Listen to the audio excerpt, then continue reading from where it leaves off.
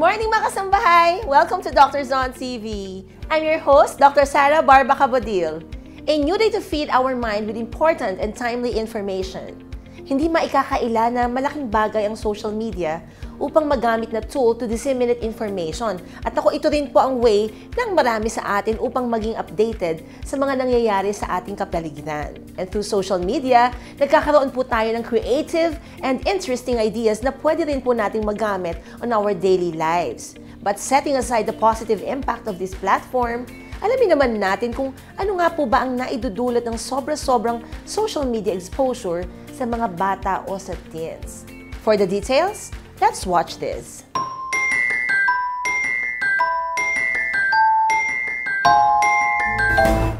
Magandang umaga mga kasangbahay. I am Dr. Katrina Flor Cusdacanay, your pediatrician for today. Sa panahon natin ngayon, halos lahat ay mayroon ng sariling smartphone. Siyempre, hindi mawawala rito ang mga applications tulad ng mobile games at social media account. Ngunit, nais mo bang gawa ng social media account ang iyong anak? Bago mo ito gawin ay atin munang pag-usapan kung ano ang mga masamang epekto ng social media sa ating mga anak. May mga potential na dangers ang pagkakaroon ng social media account sa ating mga anak tulad ng exposure sa cyberbullying, invasion of privacy, identity theft, exposure sa mga sensitibo at offensive na videos at pictures. Pwede din silang i-contact ng mga strangers na may masabang motibo sa mga bata. May mga bagay din na hindi natin dapat i-post tungkol sa ating mga anak. Iwasan i-post ang buong pangalan, birthday at birthplace dahil pwedeng humantong ito sa pagnanakaw ng kanilang identity. Iwasan din i-post ang mga address, school, ang section at ang identifying marks sa kanilang mga uniform to avoid putting them at risk for kidnapping. Iwasan ding mag-post ng mga pictures na katatawanan, embarrassing, or yung wala silang damit. Ito ay dahil once nag-post tayo sa internet, ito ay forever nang nandoon at hindi na natin alam kung anong posibleng gawin ng ibang mga tao na makakakuha ng pictures ng inyong anak. Malaki din ang epekto ng social media sa mental health ng mga bata, lalo na sa mga teenagers. Pwedeng may positive effect naman ito tulad ng pagtulong na maging connected ang mga bata sa kanilang pamilya at kaibigan. Pwede rin learning, ngunit may mga negative effects din tulad ng depression at anxiety, negative effects sa body issues at confidence, exposure sa mga issues tulad ng self-harm at substance abuse. Kailangan alalayan ng mga magulang ang kanilang anak tungkol sa paggamit ng social media. Nakakatulong kung pag-uusapan ng mga magulang at ng kanilang anak ang tamang paggamit ng social media. And that's it mga kasangbahay. Sana ay marami kayong natutunan today. And as always, consult your pediatrician for your baby's health. Thank you again for watching today's episode. I'm Dr. Katrina Flor Cusdacanay. You can contact me through the following: Facebook and YouTube, Dr. Katrina Flor Cruz, Instagram and TikTok, katrinamd.ph. See you everyone in the next episode.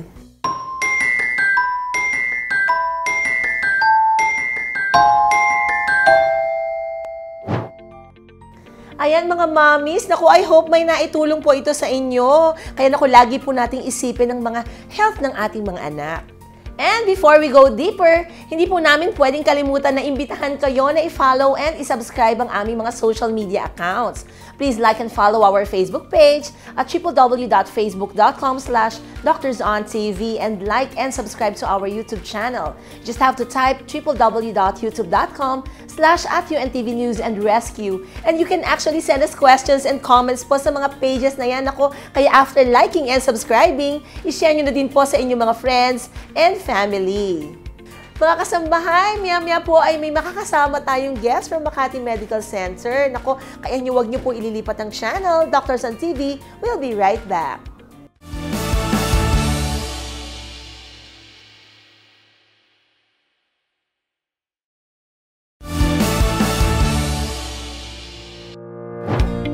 Welcome back mga kasangbahay! Lately, kaliwat kanan ng mga nababalitaan nating kaso ng anxiety and depression. Ako, pero alam niyo ba mga kasambahay na may mas malaking suliranin sa likod ng mga salitang ito?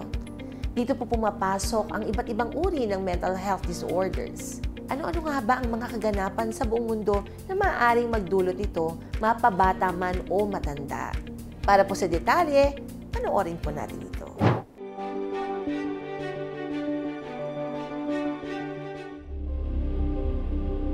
Ang pagkakaroon ng mental health disorder ay hindi biro.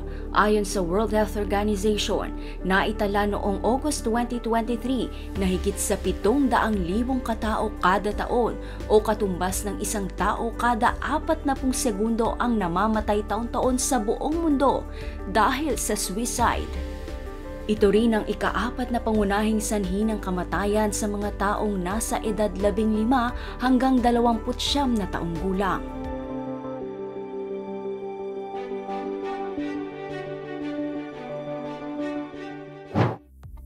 Ang bilang ng mga nagkakaroon ng mental health disorders na nauuwi sa suicide ay hindi biro, mga kasangbahay.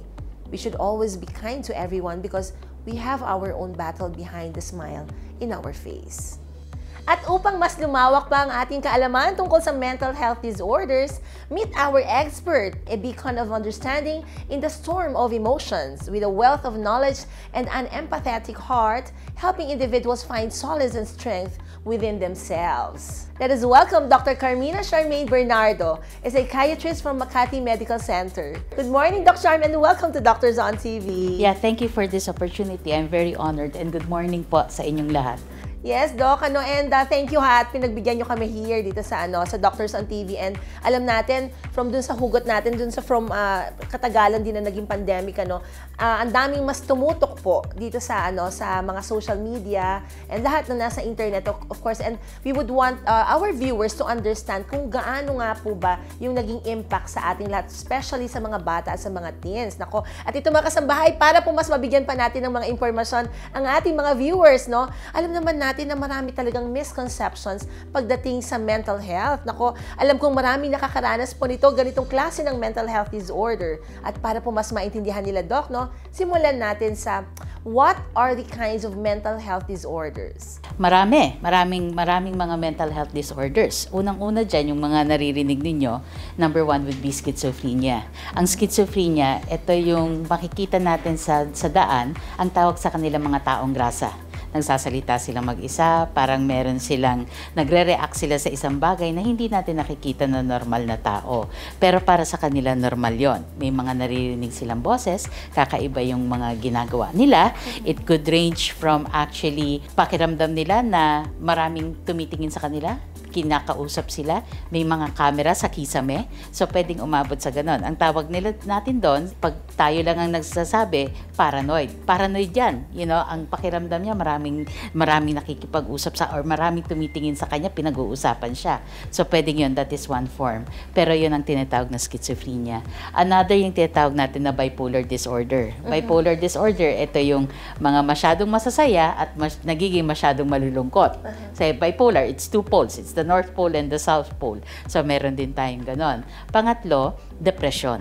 Tinatawag natin na major depressive disorder. Lahat naman tayo, kunyari, pag may nangyari sa atin na hindi maganda, lahat tayo ay nalulungkot. Pero after 3 or 4 days, pagkatapos nun, bumabalik na tayo sa atin. Normal na. We move on, ginagagawa na natin kung ano yung mga dapat natin gawin. Pero pag tinatawag natin na masyadong malungkot or major depression, kahit na konti, wala na, hindi na sila umaalis ng kwarto, ayaw na makipag-usap, umaabot sa punto na hindi na naliligo, hindi na naaayos ang sarili. Another, pag masyadong matindi na, nakakarinig na rin ng boses. Wala kang kwenta, ikaw ang may kasalanan ng lahat, umaabot sa puntong ganon.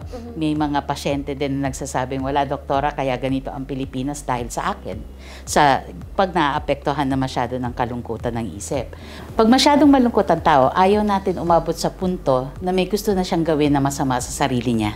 So, pwedeng umabot sa ganon. Natural, pag may ginawa, hindi natin alam, baka matuloy. Iyon. So, matapos. So, matapos ang buhay niya. So, ayaw natin umabot sa ganon. So, yun ang depression.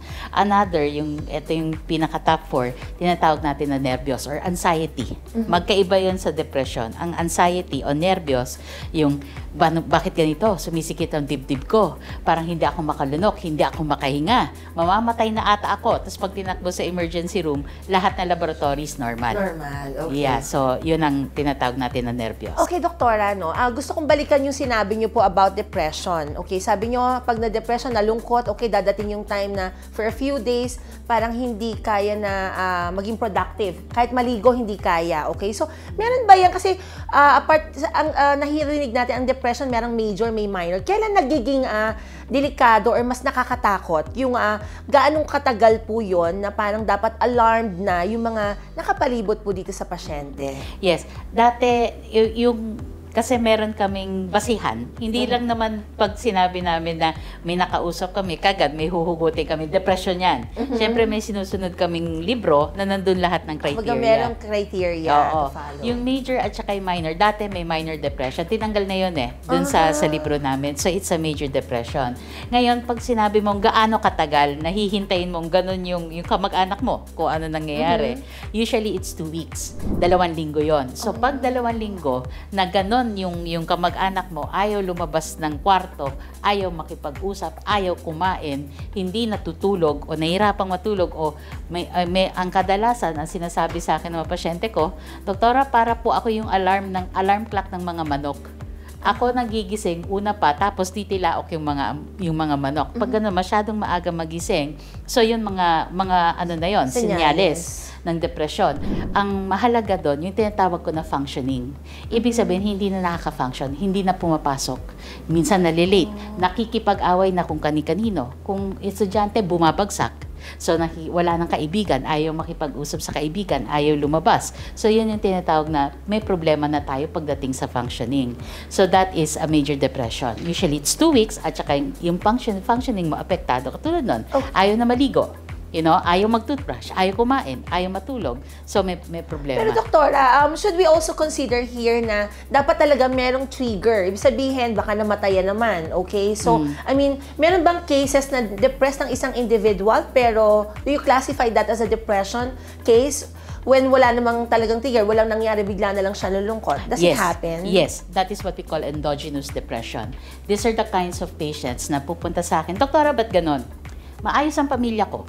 Kumikita ako. Wala akong utang. Bayad lahat. Masaya ang mga pamilya ko. Matataas ang grades ng anak ko. Ayos kaming mag-asawa. Pero ba't gano'n malungkot ako? Yun. So, it's coming, yun. Mas mahirap gamutin yun. Kasi hindi mo alam kung saan nagagaling Pero pakiramdam lang nila, talagang wala, malungkot. Wala silang desire to do the things that they used to do, na they found pleasurable. Like for example, para sa kanila, okay na sa kanila yung nasa bahay lang ako, manonood siguro ako ng TV ng basketball. Pero kahit wala, kahit nandoon, kahit niyayakag na siya, hinahainan na siya ng kung ano nung pagkain para manood ng basketball, ayaw. I see. So, may mga ganon. Okay, and then, pag sinabi nating anxiety, I mean, ano yung how do you differentiate anxiety from depression? I mean, na-mention nyo kanina, pero nagiging connected ba sila at some point? Yes. Ang tawag ko dyan, terrible twins. Kasi kung nasan yung isa, usually, the other is lurking around the corner. But who comes first? Anxiety? It could be. It could be anxiety, developing depression, could be depression, and developing so it doesn't anxiety. have to be like anxiety ang magiging mauna. No. Okay, pwedeng anxiety yun. Can you tell us more about it? Yeah, that's very good. Kasi ang problema sa anxiety at depression, anxiety comes out physically. Physical ang manifestations yan. Katulad nun, hindi ako makalunok. Or naku, ba't ganito, nandadiarrhea ako. O minsan, kabaligtaran, hindi ako makalabas. Or nahirapan akong huminga. Nagsisikip ang dibdib ko, parang may nakadagan. Others would be, ba't ganito, parang nanlalamig ako. Sumasakit ang ulo ko. So immediately, ang punta nila, natural, kung puso ang problema, pupunta ka sa cardiologist. Yes. Kung hindi ka makahinga, pupunta ka sa pulmonologist. So, pagdating sa akin, so, syempre, pag cardio, sige, gagawin natin lahat. ECG, 2D echo, stress test, everything, it will be done, Lahat yun normal. So, pag nakita yun ng cardiologist, lahat normal, lahat na ng laboratory ginawa natin for you. Siguro anxiety yan. Punta ka na sa psychiatrist. So, dapat psychiatrist pala. Yeah, pero sa akin, that's okay. At least sa akin, sinasabi ko sa pasyente ko, may baseline tayo. Alam natin lahat normal. Yes, Pero pagdating sa akin, dala-dala niyan lahat yung mga laboratory. Minsan gano'n nakalaki yung mga laboratory sa dala. Kasi nga, lahat yun tinignan na talaga. Tapos pagdating sa akin, yun nga, sabihin normal lahat, doktora. So, mukha siyang anxiety. So, it's very rare that we catch patients na pupunta kagad sa'yo dahil may nervyos. Usually, dumaan na yan sa espesyalista. And kasi nga ganun, it's physical ang labas ng manifestations ng anxiety. Okay. Pag depression yon, malungkot, walang gana, minsan hindi na nakaka-focus, sasabihin ng mga kamag-anak, ganyan yan, doktora, tulala. Habang kumakain kami, pag kinausap mo, parang magkikising, tapos sasabihin pa sa'yo, pwede mo ulitin yung tanong? Kasi hindi ko alam eh. Bakit? Ano pa yung tanong mo sa akin? So it's like that. So the manifestations are very different.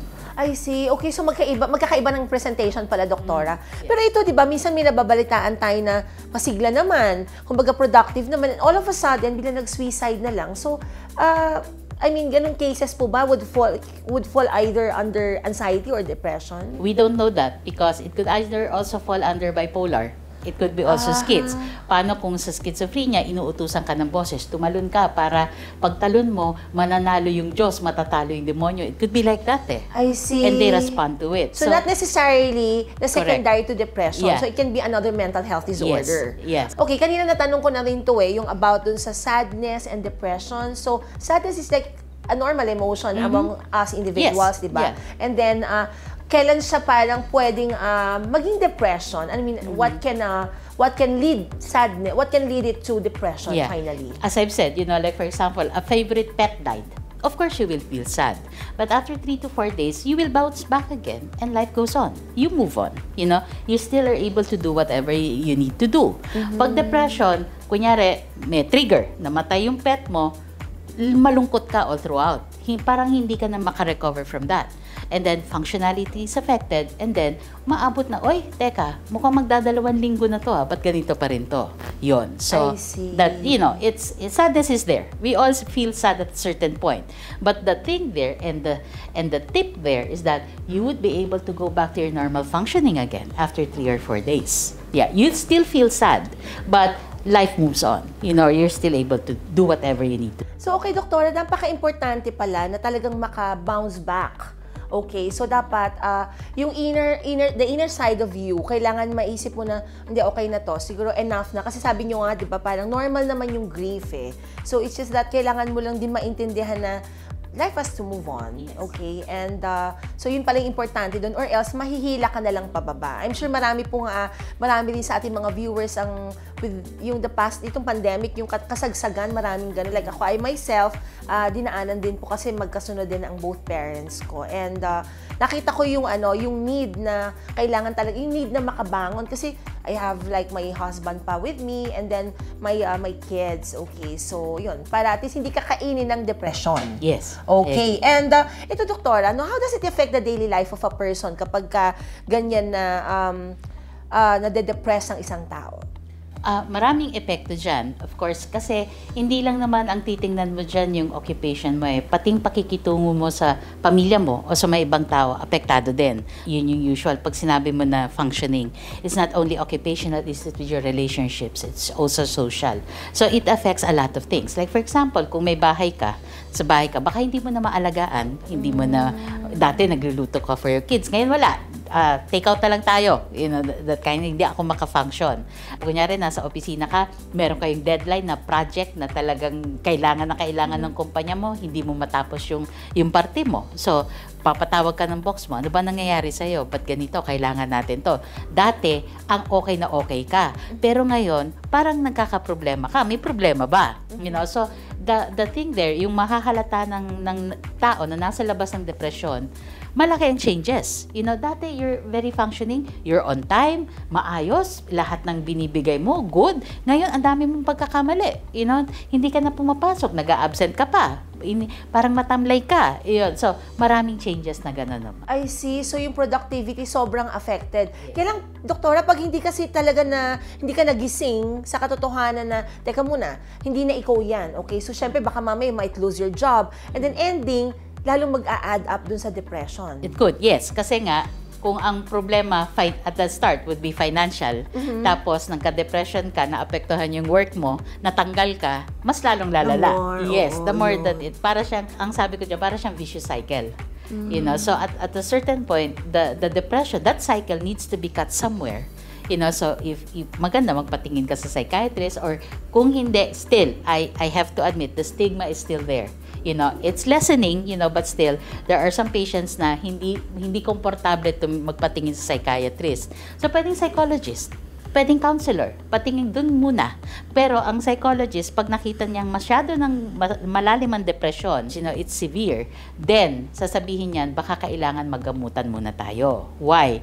Kasi may mga iba, doktor, hindi ba natin pwedeng kunin na lang yan sa talking sessions, yung mag-usap lang? Ang problema kasi doon, isa sa, yung nabanggit ko kanina, isa kasi sa pinaka naaapektahan ng depression is your concentration eh. Yes. Yun nga, nakatulala ka lang, hindi mo naiintindihan kung ano sinasabi sa'yo. So, kung ganon, kung talking session, baka wala din kasi hindi mo maiintindihan kung ano sinasabi sa'yo nung counselor mo. Kasi nga, lumilipad ang isip mo or wala kang energy na para nandun ka para makinig. Because it takes a lot of energy to listen. Yeah. Oo. So, kung ganon, baliwala din yung talking session. But how about the behavior of the individual? Kapag depressed siya, nakakatakot ba para dun sa mga nakapalibot sa kanya? In a way, kasi what if, yun nga, bigla na lang magising isang madaling araw, tapos ang naisip na lang niya, may gusto akong gawing masama sa sarili ko. Another would be, yung sa behavior niya, yung parang latang-lata. Sasabihin niya sa'yo, doktora, naka 8 hours of sleep ako, minsan 12 hours of sleep, pero pagising ko, parang I'm dragging myself out of bed. Parang hirap na hirap ako bumangon. Lilipat lang ako mula sa kama, papunta sa silya, parang ang laki na ng energy na ginastos ko. So, pwedeng ganon. They are too tired to move. I see. And when we talk about depression, may iba-ibang klase pa ho ba yan or isa lang yan? Well, we have yun nga, yung major depression na tinatawag namin. Meron kaming isa na, ang tawag namin doon, dysthymia. Dysthymia. Oo. Kumbaga sa atin, it's a low-grade depression. Parang nandun yung lungkot, pero hindi siya ganun kalalim na naapektuhan na yung functioning niya. Apektading functioning niya, pero kung kunyari tayo, ganito lang yung energy na kailangan natin para gawin natin lahat ng gusto natin. Sila ganitong energy na ginagamit nila. Pwedeng, kailangan ko hatid yung mga anak ko mamaya sa school. So pagkahatid sa school, ay, kailangan ko mag-grocery. Pagpupunta sa grocery, mamimili. Eto na, naku, magluluto pa ako. Pero teka muna, magpapahinga muna ako ng 1 oras. Yun. So, parang hapong-hapon na they are using a lot of energy. Pero kung tayo yun, ay sige, paghatid ko sa mga bata, mag-grocery na ako. Sige, magluluto na ako. Parang tuloy-tuloy. Pero para sa kanila, pagod na pagod sila na kailangan nilang magpahinga. Parang masyadong maraming hinanaing? Yes, or masyadong maraming dala sa mundo. Yes, yun. So basically, mayroon tayong mga nakikitang ganung may mga nakakasama tayong ganon. But when does it become pathologic? Ibig sabihin po, alarming na ito ay medyo may sakit na rin pala, okay? Yeah. Or affected ang mental health. Again, the functioning is always affected. Functioning also. It's the So functioning. yun lagi, you will always have to check the functioning of the person. And ito, yung parang yung low-grade depression, para lang silang may sinat. Di ba tayo pag may sinat, alam natin masama ang katawan natin, pero we still go on. Except that, pagdating natin sa bahay, para tayo pagod na naubos natin lahat yung gas natin sa tangke. Kumbaga, yes. So para silang may ganun. Usually, pag sinaw namin this time sa major depression, 2 linggo. Ito for 2 years. Ganito 2 na. years. Ganito yung nararamdaman nila. So it could be like that.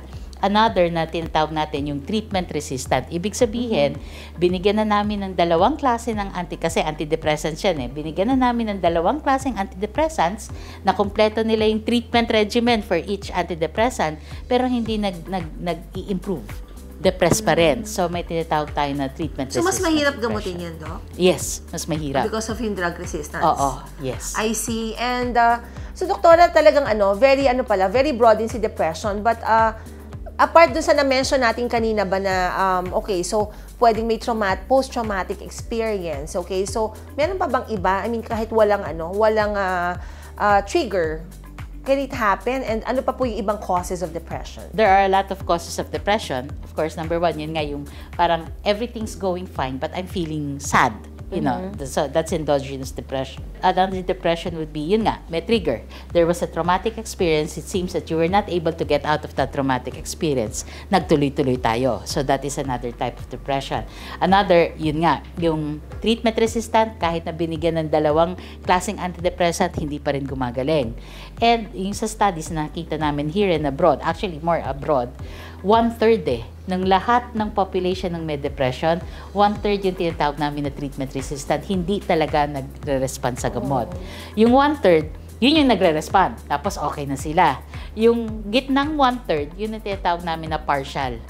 Pag binigyan mo ng gamot, makikita mo may effect, okay. Pero hanggang doon lang, tapos magpa-plateau. Ibig sabihin, wala nang improvement kahit nadagdagan mo yung dose o palitan mo. So, may mga ganong klase. So, 1/3, 1/3, 1/3 yan. But can it be due to, yung sa drug resistance, Doktora, treatment resistance, can it be due to not able to identify kung ano yung naging sanhi or naging cause ng depression? Kung kaya parang mahirap gamutin? It's not really associated with the cause eh. Because of course, when you drink medications, ang X factor doon yung katawan mo eh. You know, it could be genes, it could be whatever. So this isn't like parang it's a therapy. It's basically, it's a medical treatment. Yes. So whatever the cause is of the depression of that individual, Yes. she is expected to respond dun sa gamot. Na kung hindi, we are optimistic that he or she will respond. Pero yun nga, 1/3 of those hindi talaga nagre-respond. I Kahit see. sasabihin nila, iniinom mo ba yung gamot mo? Yes, doktora, very religiously. pero sa totoo talaga iniinom Inom. naman. Hindi kasi di ba minsan, alam natin, hindi naman lahat ng mga pasyente ay compliant, di ba? Ako medyo hirap na hirap ako uminom ng gamot, doktor. Pero hindi naman sa depression, minsan antibiotic or vitamins, ganyan. Okay. And ano yung mga risk factors po para at least yung mga viewers natin, ako, dapat pala medyo bantayan ko yung aking kasama kasi may risk factor, ganyan. So, kasi I understand, feeling ko kasi napaka-importante rin ng support system, doktora, Yes. di ba? So, I mean, kung knowledgeable ang ating mga viewers kung ano yung mga risk factors, I think magiging of big help sila sa kanilang mga kaanak. Well, risk factors, dalawa yan, immediately. Number 1 would be genetics. Pwedeng yung great-grandmother, grandfather mo meron gene. Kahit ganun kalayo, Tapos doktora? Yes, tapos I napasa. see. Up until now, you. Pero nung nagte-train ako abroad, may mga pasyente ako na lahat ng kamag-anak may depression, may mood problem. Pero yung pasyente wala. Meron din naman yung pasyente, meron, tapos lahat ng kamag-anak wala talaga, walang history. So, I'm not saying that porket meron kang gene nun, lalabas. It's not like that. So, it's not 100%. That's what we call nature. Yung pangalawa, tinatawag natin na nurture. It's nature versus nurture. Nurture is the environment. If you grew up in a very toxic environment, it's very chaotic at home. May violence, nakikita mo parating nag-aaway. Basta it's very chaotic. Tapos meron ka pang gene. That is what we call the perfect storm. It will come out. So there are instances that, katulad ng pasyente kong lahat sila may problema, siya wala, because the environment was very okay. Na maganda yung environment. So the gene didn't come out. So those are the two things, major things. Hindi rin natin masasabi na 100% nurture or the environment. Why? Because like for example, mga sundalo, nilagay mo sa war, pinaglaban-laban mo sila. Some of them will come back with PTSD or depression. Some will not. Will be okay, perfectly adjusted. So there is resiliency there. That is a question. So we also cannot say that it's 100% nurture.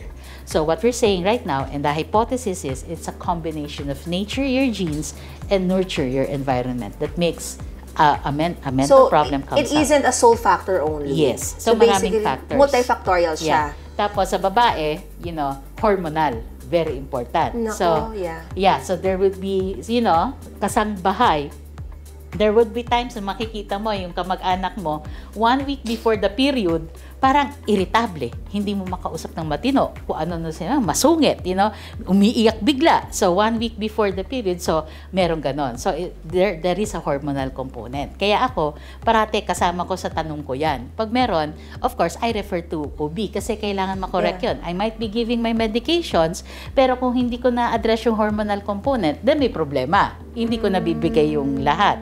Another also would be the thyroid, yung goiter. Pag hyper, ibig sabihin, masyadong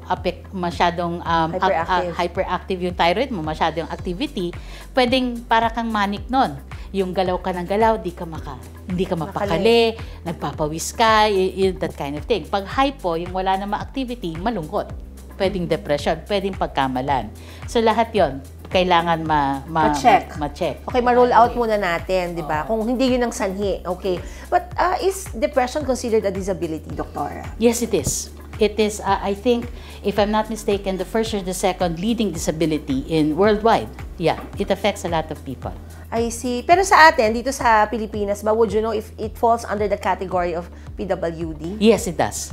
Okay. Yeah. Kasi at least, di ba, kung meron silang patuloy na pag-inom ng mga gamot, syempre, malaking tulong din po sa ating mga kasama na may ganitong, may depression. Okay, but can one have depression without even knowing it na meron siya? Pwede. Yeah. Pwede.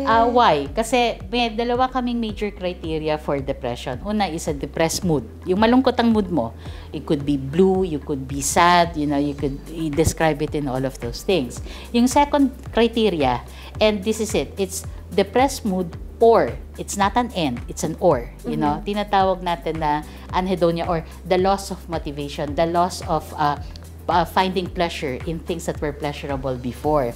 So may lalapit sa akin na pasyente na, Doktora, wala naman akong pakiramdam na nalulungkot ako. Hindi lang ako interesado sa mga bagay na interesado ako before. Dati gustong-gusto kong magpunta sa park, maglakad. Ngayon, hindi na. Pero paglungkot, tinitingnan ko yung sarili ko, hindi naman ako nalulungkot. Am I depressed? The answer is yes. Why? Because in the brain, there is a certain part for the depressed mood, there is a certain part for the pleasurable activities, So, either can be affected. So, pag affected yon, then chances are you have depression. That's why the criteria is an or, not an and. I see. Ang ganda ng answer mo, Doktora, ha? But, okay, so tinanong ko sa inyo kanina, can one have depression without even, aware of having it? Okay, pero meron din ba na parang if the person gets diagnosed of depression, the person would be in denial na meron siya? Nangyayari ba? Oh, yes. Yes. Yeah. I'm not depressed, Doktora. Okay, I don't want to drink medications. I don't need it. So, of course, as I've always said, I can only help those who want to help themselves. Yun lang. Mahirap nga kahit gusto niyo talagang tulungan, yes, kahit diba? na, kasi hindi mo naman pwedeng bigyan ng gamot tapos hindi mo isabi na antidepressant. Oo, tsaka, syempre, that's forcing. Yes, of course, we don't force. Yeah. But the thing is, sa akin kasi, I see it as a triangle, It's me and my meds, it's the family, it's, of course, the patient is the very important thing there. Kahit yung pamilya at saka ako, nakikita ko na may problema ka, pero ikaw sa sarili mo ayaw mong tanggapin, that is a sad reality. But that's even harder to manage, di ba? Kasi Yes. parang may resistance na from the very start. Correct. Pero, okay, yung sa norm po ng practice nyo, Doktora, how do you diagnose depression? Yeah, again, we have criteria. We call it the DSM-5. It's the Diagnostic and Statistical Manual, na the 5th edition. Unfortunately, gusto ko sana maganda kung may Asian Yung talagang the criteria is fit for us. I see. Pero wala. Of course, Kasi these sa are all yan? Western. Caucasian sa Western. Yan Oo. I see. So yun, meron. Magkaiba ba talaga? Ang handling? Handling, not so much. Kasi it's medications and it's therapy. But manifestations, when you say manifestations, yung nakikita ko sa pasyente, magkaiba ba pag Asian saka sa mga Western? Halos pareho. Ang sa atin lang kasi may cultural component tayo Sila wala. So sa atin, it might be cultural. For them, it's not. So ganon. I see. Yeah. Okay. Nako, ang dami nating natututunan kay Doc Charm, no? But there's more makasambahay. Nako, miya-miya po lamang. Pansamantala po muna natin ititigil ang ating talakayan. Nako, kaya wag niyo pong ililipat ang channel. Doctors on TV, we'll be right back.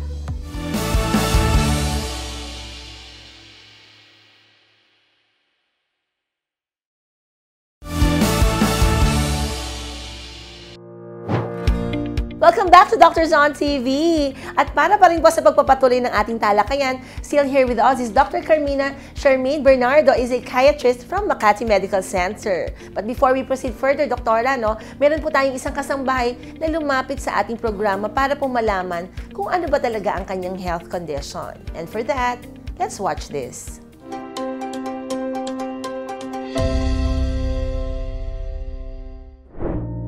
Hi, good morning. I am Dr. Bernardo. So, you came to my clinic today. So, what can I do? How can I help you? Bigla ako nalulungkot ng walang reason. Kumbaga parang out of nowhere, nalulungkot ako, umiiyak ako mag-isa. Saya naman ako pagkasama ko ibang tao, pero pag ako na lang mag-isa, malungkot na ako. Then, hindi rin ako masyadong nag-open sa iba. Mula pa sa kanyang pagkabata ay pansin na ni Lorna hindi niya tunay na pangalan, na mas gusto niyang mapag-isa o ang pagiging introvert niya. Bagamat ganoon ang kanyang naturalesa, ay naging bukas naman siya sa pakikipagkaibigan sa iba.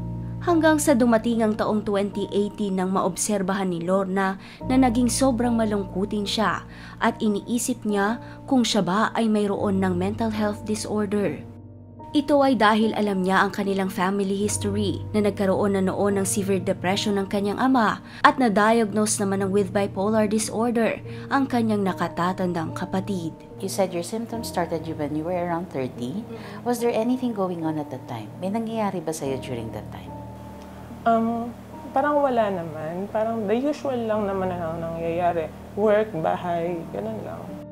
Mula nang magkapandemya at naging work from home setup, ay mas naging maayos ang sleeping pattern ni Lorna at mas maraming oras na ang nailalaan niya sa pagpapahinga. Subalit, aminado si Lorna na pagdating sa trabaho ay mababa ang kanyang self-esteem. Sa madalas na pagkakataon ay nakakaranas siya ng stress at hirap siyang tukuyin kung ano ang mga dapat niyang gawin.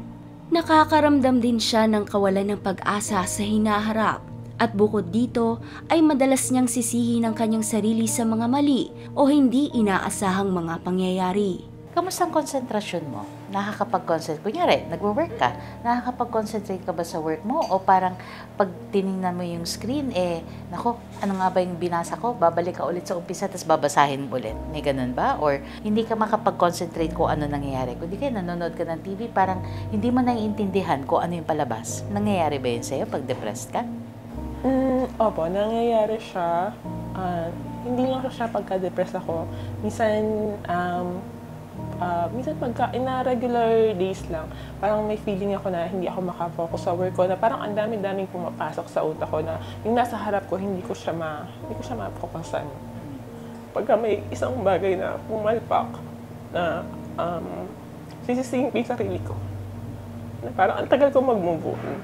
Na parang at parang may feeling ako na lahat ng masamang nangyayari kasalanan ko sa team. Nakasanayan na ni Lorna na tumahimik at sarilihin na lang ang kanyang mga problema. Idinadaan niya na lamang sa pag-iyak ang lahat ng kanyang nararamdaman. At dahil lubos nang naaapektuhan ng pagtatrabaho at pakikisalamuhan ni Lorna sa ibang tao, ay naisipan niyang lumapit sa programang Doctors on TV upang maipakonsulta sa doktor ang kanyang alalahanin. Ito rin ay upang makahingi ng payo kung ano ang mga dapat niyang gawin upang maibsan ang kapansin-pansin at madalas niyang pagkamalungkutin.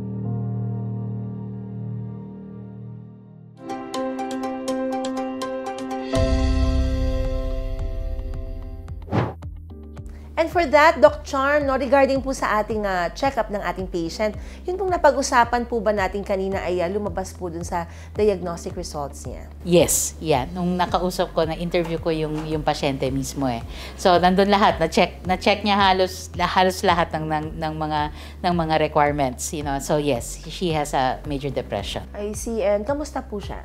Well, of course, we started medications, So hopefully that is the first step, because gusto ko talaga ma-improve yung functioning niya.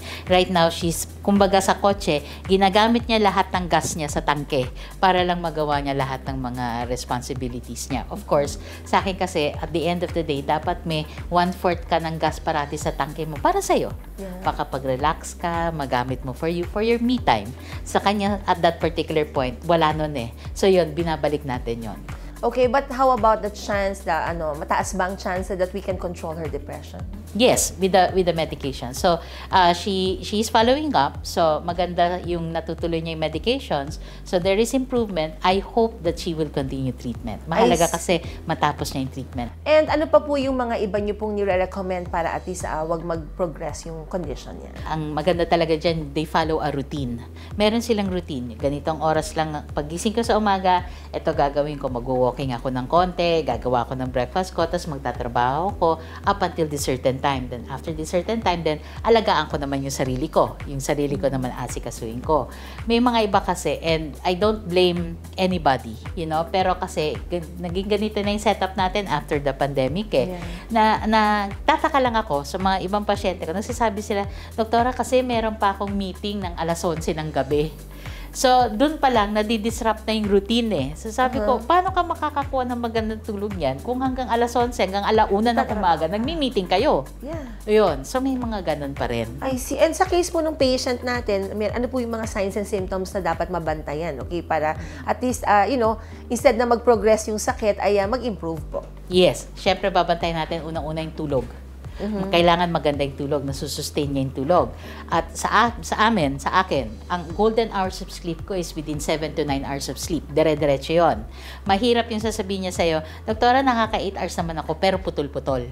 Yung nagigising sa gitna ng gabi. Hindi maganda yon. So, maganda yung talagang diretso yung tulog mo at pagising mo sa umaga, syempre medyo konti inaantok ka pa, pero may energy ka. Ay, feel ready to face the day. invigorated, di ba, doktora? Yes. Parang na-recharge ka. Kasi when we sleep, alam natin mga cells natin nagre-recharge din. And we need that for the following day na functioning natin.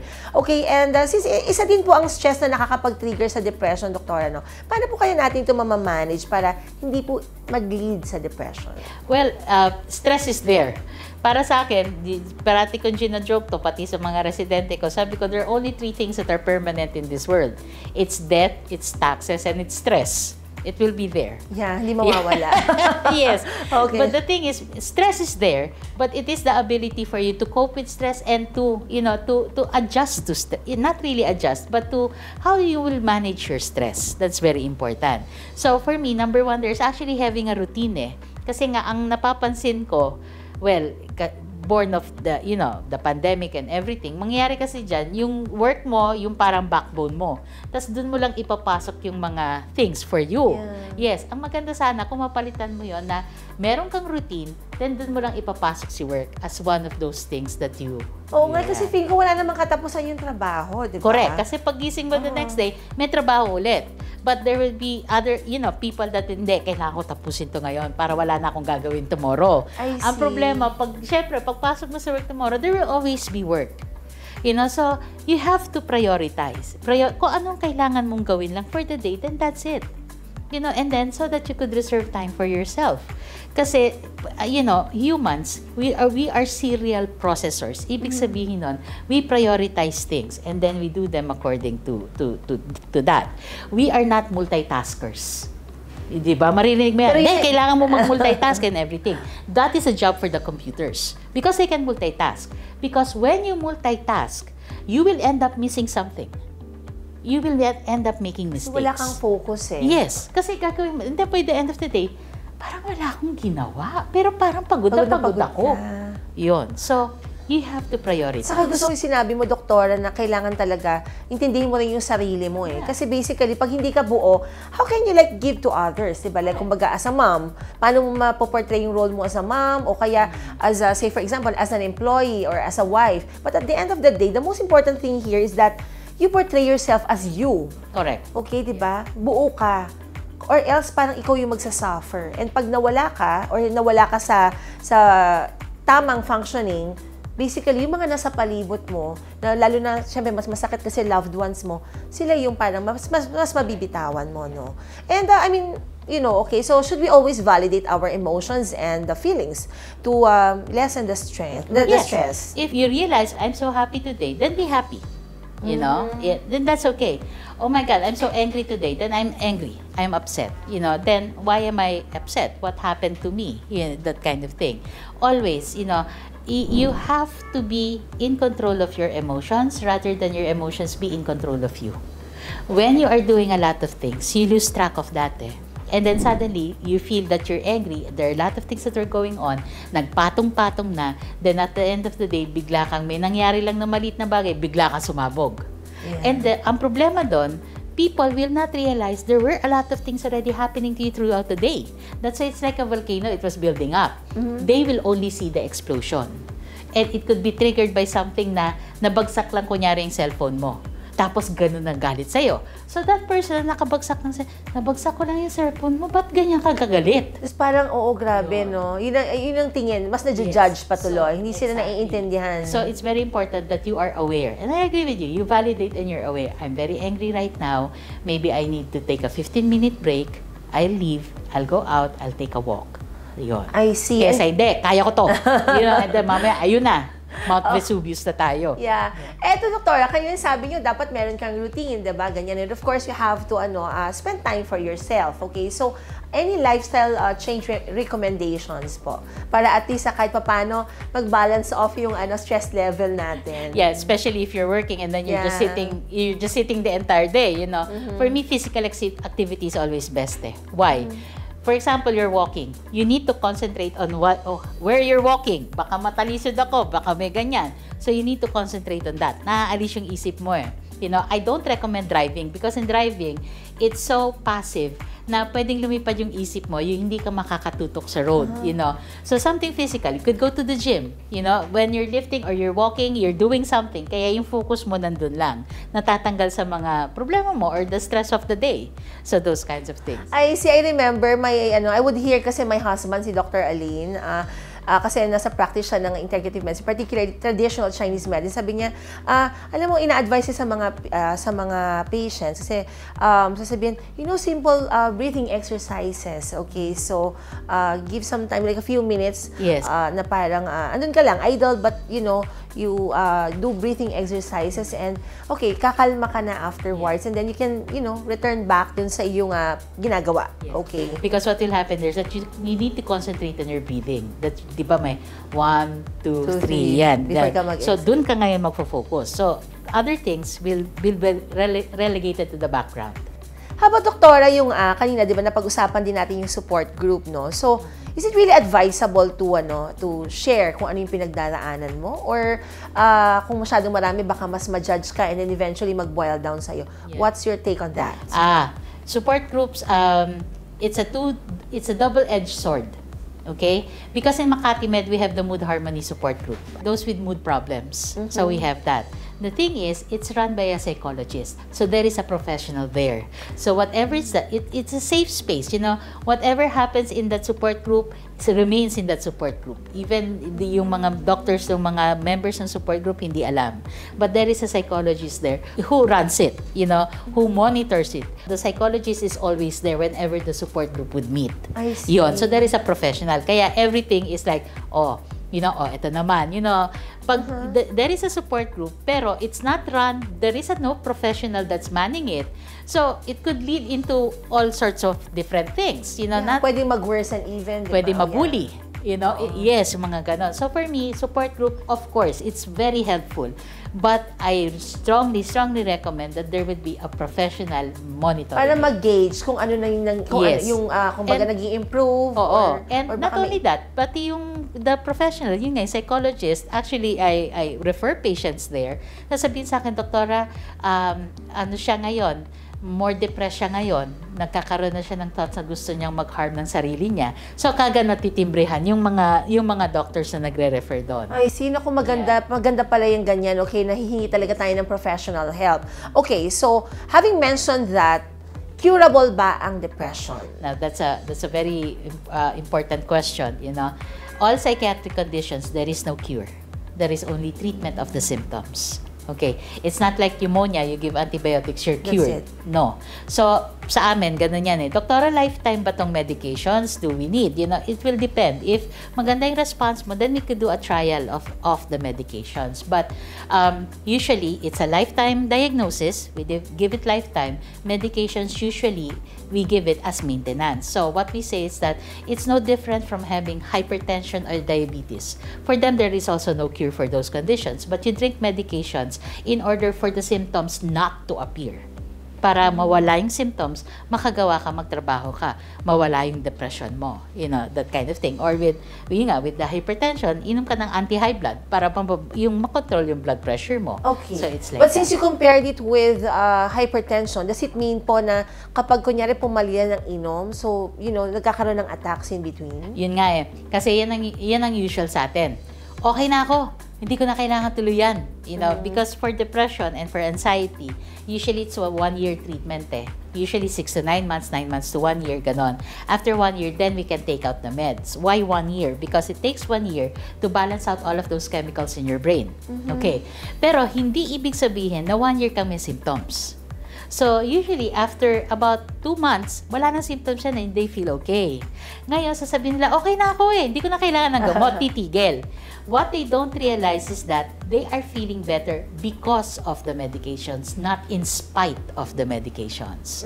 So, pag tigil, natural, babalik lahat ang symptoms. And pag bumalik ang symptoms, mas malala. Tapos back to zero pa. Yes. Not only back to zero, worse pa, dagdagan pa ng dose ng gamot, dagdagan pa ng ibang gamot. So napaka-importante ng compliance here, mga kasangbahay. So yun nga, no? So yung sinabi nyo kanina, so dapat sumunod sa doktor pag sinabi ng kanya 1 year ang gamutan para maiayos, mabalanse ang mga chemicals na nagko-cause ng anxiety or depression. So basically, you have to follow there, no? So whether nag-i-improve. And siguro napaka-importante rin talaga na, lalo na bago nila i-withdraw yung gamit ng gamot, kailangan magpakita, hingi ng permission sa doktor na pwede ko na po bang tanggalin? So properly guided. Hindi ba, doktora? Okay, so, and ano po yung mga available na treatment options for anxiety and depression? I've been mentioning it. Of course, we have antidepressants. Yun talaga.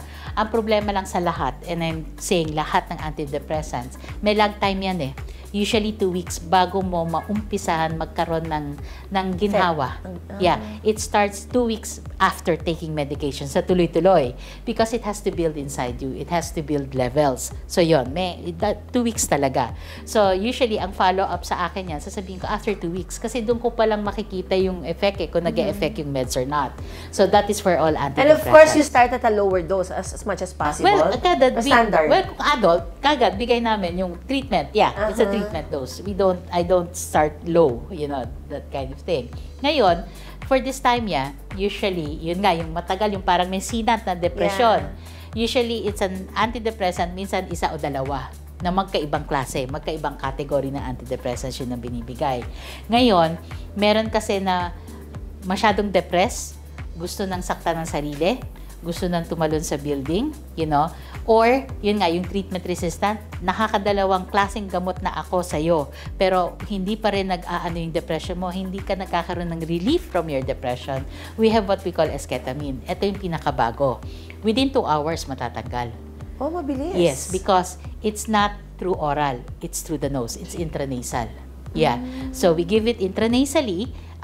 Then, of course, we monitor them. So, after 2 hours, makikita namin wala na yung depression. Nako, feeling ko doon sa ibang mga nanonood, pwede nila isipin, pero naman palang mabilis, hindi pa po pwedeng yun na lang ibigay? No, because ang sa amin, kumbaga parang na namin yun yun na yung parang second or third line namin. We start first with antidepressants, pero yun nga, kung masyadong malungkot, hindi kailangan treatment resistant, pero gusto nang saktan ng sarili, yun nga, gusto nang tumalon. So, merong urgent need. Urgent need, yeah. Para siyang emergency. It's a psychiatric emergency. We can actually administer it. And yun nga, I'm very proud to say that we have the first esketamine center in the entire Philippines here at Makati Med.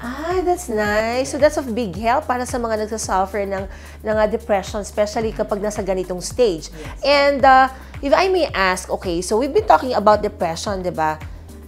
Does the patient need to be admitted? Kunyari, meron na siyang tendency to harm himself or others po. Yes. Again, suicide is a psychiatric emergency. Now, before nga, ang pinakamabilis kasi sa amin, antidepressants, it will take 2 weeks. Pag kasi suicide, pumunta sa emergency room yan, automatic, admitted. Why? Because of course, the safety of the patient is in jeopardy. So, yun yung poprotektahan namin. So, a-admit namin yan. So, while admitted, we give the medications, we start the medications, the antidepressants, and everything. So, usually, it will take some time bago namin sila pauwiin. Kasi nga, we have to make sure that nakakatulog na maayos, stable, wala nang thoughts, that kind of thing. But now, we actually have, and pag ganon, medyo resistant. Minsan yung family, minsan yung pasyente, ayaw magpa-admit. Yun. So, syempre, pag ganun, maraming komplikasyon yon as much as possible. Pero babantayin yun kasi baka pagsisihan ng family, di ba? Correct, yeah. So, may bantay. Para siyang may security guard na personal guard. Na walang matutulog talaga, di ba, nakabantay. But here, now, 2 hours. Hindi na kailangan outpatient. So, nasa ER, we have that option. Bibigay namin sa kanya. If they want, then we give it for treatment. Then monitor namin for 2 hours. Of course, we have rating scales na binabantayan namin, pating suicidal thoughts talagang minomonitor namin. Yon, after 2 hours, pag wala, then patient goes home. And sa isang dose po ng esketamine, you see right away the improvement? It's a session. In session, it's 2 devices or 2 doses. Kasi dalawang nostril Separate pa. Yes, so two devices in 1 session. Yon, after kahit the first session, makita mo kagad yung rating, kasi ginagamit namin is a rating scale for depression. Usually, the depression, kunyari ang score niya 20. 20 is already moderate depression Yan yung hindi na kumakain, hindi na nakakatulog, hindi na nakakapasok, nagkukulang na sa kwarto. Yan na yan So, after 2 hours, it's 0. Meaning the depression is gone. But have you encountered patient na mas severe yung level niya na parang kahit naglagay na po dun sa both nostrils, you would have to give pa extra, or usually talagang responsive? That is the recommended. This is the thing. They are still under antidepressants when we give it. So, para siyang supplement. Okay, Yes. so pero meron siyang palang yung we talagang have those. maintenance niya talaga.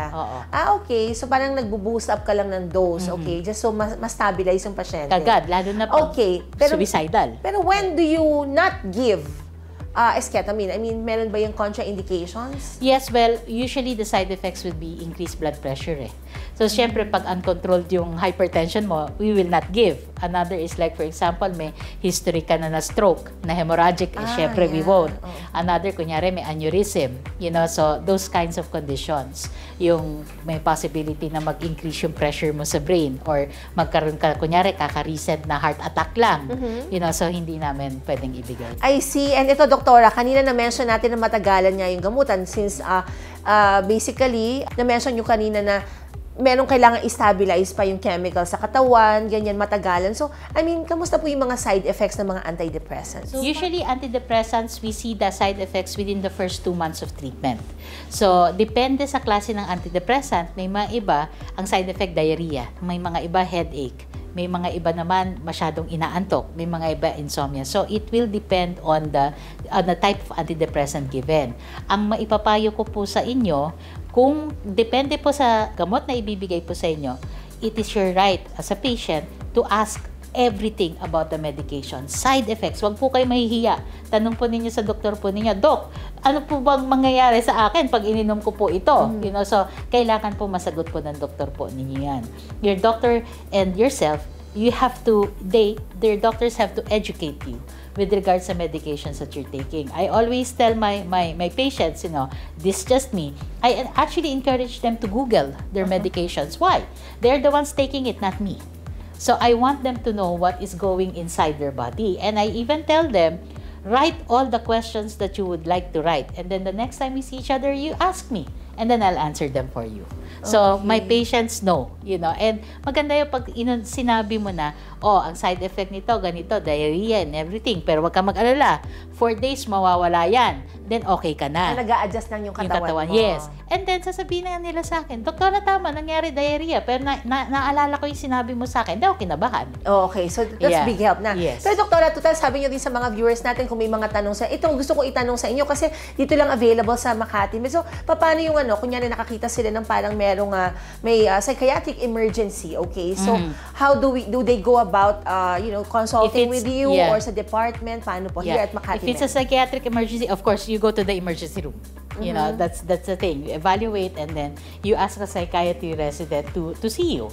Another, of course, is you call the information desk, the information number of Makati Med, ask to be connected to the esketamine care center or to the neuropsychiatry unit, and then we would be able to answer your questions. Oh, that's nice. Naku, Doktora, thank you very much. Ang dami namin natutunan sa inyo. Kaya ako kasi hindi ako masyadong makabating kasi parang ako ay myself, ang dami kong napulot sa inyo. Very generous po yung inputs nyo. And with that, do you have final words for our audience, for our viewers? Okay.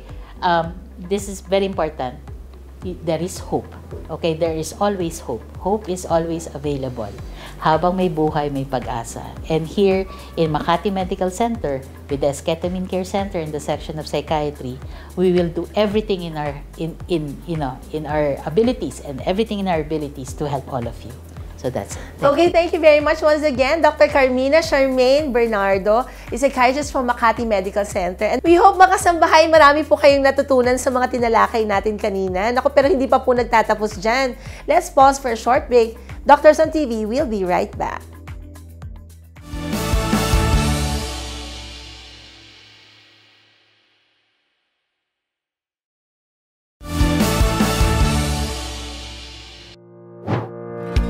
Welcome back again, mga kasambahay. Naku, madalas po natin naririnig lalo na sa mga bagong panganak at umaabot rin ng ilang taon ng mga sintomas na kanilang nararanasan at napapabalita rin na may namamatay po sa ganitong kondisyon.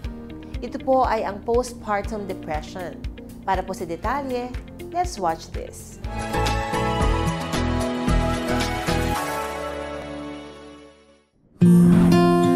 Hello mga kasangbahay, this is Michelle Ann Abundo Contreras and today pag-uusapan natin kung ano nga ba ang postpartum depression. Ang postpartum depression ay ang kondisyon kung saan ang isang individual ay nakakaranas ng kalungkutan, matinding anxiety pagkatapos nilang manganak. Ang postpartum depression kadalasan ay lumalabas sa ika-6 to 8 weeks after ng isang magulang or ng isang ina na manganak. And usually naman yung pinakamaaga nitong paglabas ay nakikita na during the span of 2 weeks nung siya ay kapapanganak pa lamang. May mga pagkakataon na nagkakaroon din tayo ng late onset, no? Ibig sabihin, lumipas yung ilang buwan, yung ilang linggo, ngunit hindi sila nakakaranas ng matinding depresyon na may kinalaman sa kanilang postpartum. So sinasabi dito, ang late onset, minsan nakikita siya 18 months after manganak ng isang individual, o di naman kaya ay umaabot ng halos 2 taon pagkatapos niyang manganak. To some extent, masasabi natin na parte pa din siya ng sinasabi natin na depression, no? Pero ang kaibahan lang niya is nag-occur siya after niyang manganak nor after niyang totally mailabas yung baby sa kanyang sinapupunan. Lahat naman ng mga babae, no, na magkakaroon ng anak, no, maaaring magkaroon ng experience about postpartum. Pero lagi nating tatandaan na may mga factors din kasi kung bakit nagli-lead yung isang individual, yung isang magulang or isang ina na magkaroon ng postpartum depression. Ano nga ba yung mga signs and symptoms, no, para masabi natin na yung maaaring yung kaibigan nating babae or kakilala natin na kapapanganak lamang ay nakakaranas ng postpartum depression? So, unang-una, no, yung biglaan na lang nagkakaroon sila ng cry spells na hindi din nila totally maunawaan, no, kung ano yung pinanggagalingan. Mahal nila yung baby, gusto nila yung baby, pero at some point, nagkakaroon sila ng hapo, no, na parang pagising pa lang nila, wala na silang motivation na bumangon or mag-alaga ng bata, no? And then, may tinatawag din kasi tayo na 4Ds, no, sa psychology, no, para masabi din natin na kung maaari din siya maging qualifier ng tinatawag natin na postpartum depression. So, una, yung tinatawag natin na distress, no? So, for example, yung stress na to, for example, yung sa bata, nagkakos na to ng significant na stress dun sa ina, na nagiging irritable na siya, nagiging irritable na siya most of the time, nagkakaroon na din siya ng mood swings, to the point na pumapasok na siya doon sa tinatawag natin na dysfunction, yung second D.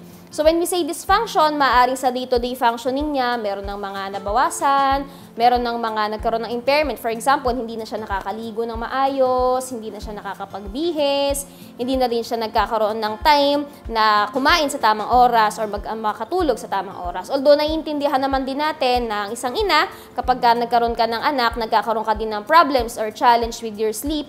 Pero dito sa dysfunction na to, no, nagkakos na rin siya ng significant impairment, no, sa sarili niya at napapansin na din ito ng ibang tao. So, yung pangatlo is yung tinatawag natin na deviance, no. To some cases kasi may mga postpartum patients kasi or depressed na magulang, no, na ina, na nagkakaroon din ng mga forms of hallucination, delusion, no, parang feeling niya na pinag-uusapan siya palagi, or may mga tendency din na nagkakaroon na siya ng mga bulong, or meron na siya mga nakikita.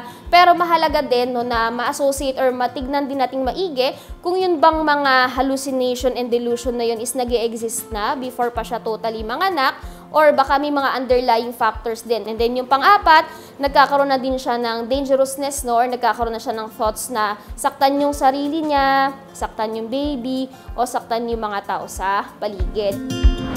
To some studies, no, sinasabi nila na at some point daw, kaya siya na i-heal, no, or kaya siyang ayusin or i-fix, no, within 6 to 8 months.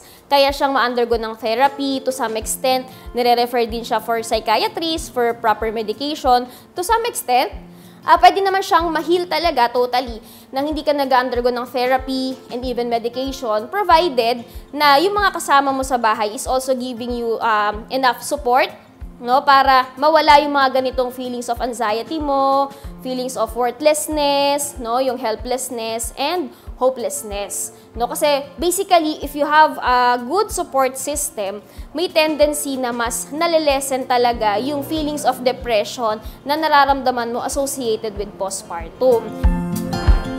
So, basically, no, may mga bagay naman din tayong maaring gawin para hindi tayo totally mag-lead doon sa postpartum depression. For example, ikaw ay isang ina na currently ay may binagbubuntis. May mga tendency na mahalaga din na sinusurround din natin yung ating sarili sa mga individual or sa group of people na who can cheer us up. Kailangan i-engage din natin yung sarili natin sa healthy diet. Sa mga nakakaranas ng postpartum depression, no, so nawa ay nakatulong sa inyo ang ating mga diskusyon ngayong umaga. Maaari kayong bumisita sa aming Facebook page, Abundo Psychological Clinic, at meron din kaming TikTok account, abundopsych.clinic, na maaari nyong i-follow dahil nag-upload din kami doon ng mga informative videos about mental health. So maaari po kayo mag-email sa apcclinic@abundopsych.info or tumawag po sa 0905-096-0040 para magpaset po ng appointment. At maaari naman din po kayo magpunta sa aming clinic dito po sa 451 Barangay Wawa, Balagtas, Bulacan. Muli, ako po si Michelle Ann Abundo Contreras, ang inyong psychologist this morning. At lagi po nating tatandaan, lalo ng mga kababaihan, that our health matters. Maraming salamat mga kasangbahay!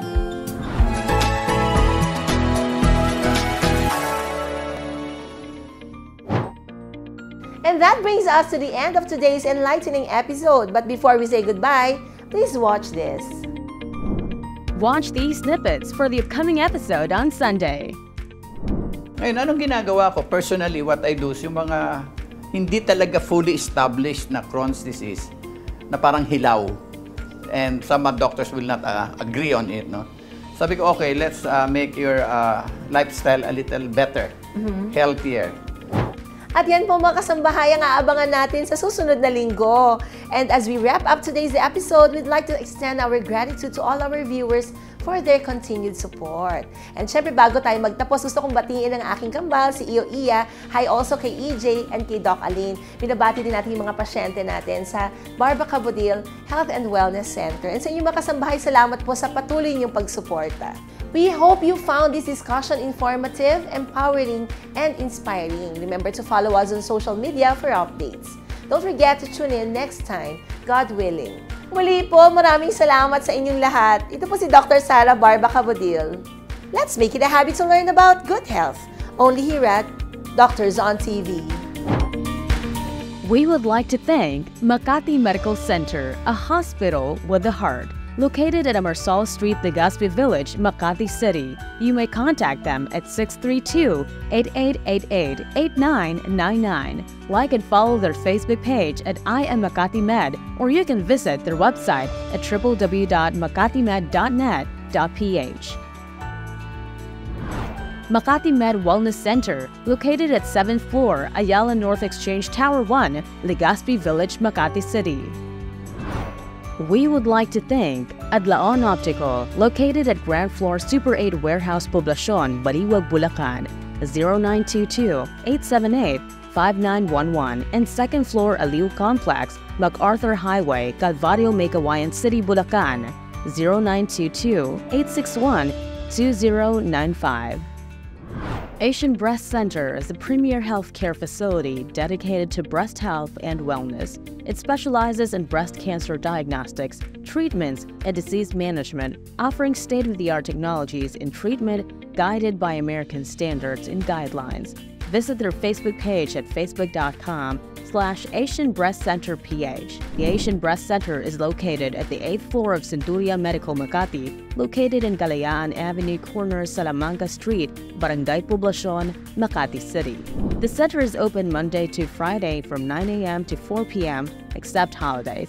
To get the best level of care, you can book an appointment by calling their mobile number at 0917-127-3278 or send inquiries through email ask.abc@asianbreastcenter.com. Breast cancer is curable and treatments are affordable when detected and diagnosed early. Lindison Gas Corporation, located at 179 National Road, Landayan, San Pedro, Laguna, 4023. For inquiries, you may contact them at 02-8824-0867 or 02-824-9360, or you can email them at lgsalesco@gmail.com. Clinica Figura, located at Entrata Building, Philinvest, Alabang. You may contact them at 0917-317-7272. Barbaca Bodil Health and Wellness Center, located at Unit 1531, Centuria Medical Makati, Century City, Makati. You may contact them at 0917-317-7272. For appointments and other inquiries about your health and wellness needs, please like and follow Facebook page, Dr. Sara Barbaca Bodil. Dr. Sara Barbaca Bodil would like to express her gratitude to Medical Depot, healthy num-num food. Where we do.